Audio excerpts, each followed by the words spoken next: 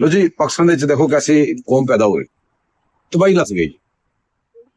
India ਨਾਲ जंग हुई पाकिस्तान ਦੀ मार मार के धुआं ਕੱਢਤਾ ਜਿਹਨੂੰ ਮਾਰਿਆ ਉਹ ਮੰਨੀ ਜਾ ਰਿਹਾ ਕਿ ਸਾਨੂੰ ਮਾਰਿਆ ਬੜੀ ਮਾਰ ਪਈ ਰੋਈ ਜਾ ਰਿਹਾ ਪਿੱਟੀ ਜਾ ਰਿਹਾ ਤਰਲੇ ਪਾਈ ਜਾ ਰਿਹਾ ਤੇ ਸਾਡੀ ਉਹ ਗੰਦੀ ਕੌਮ ਗੰਦੇ ਉਹ ਬੰਦੇ ਦੇ ਫਾਲੋਅਰ ਉਹ ਕਹੀ ਜਾ ਰਹੀ ਕਿ ਜੰਗ ਤੇ ਹੋਈ ਨਹੀਂ ਜੰਗ ਤੇ ਹੋਈ ਨਹੀਂ ਅਜੇ ਤੱਕ ਵੀ ਇਹੀ ਕਹੀ ਜਾ ਰਹੀ ਹੁਣ ईरान ਨੂੰ बेहतरीन मशवरे बेहतरीन लॉबिंग करके दी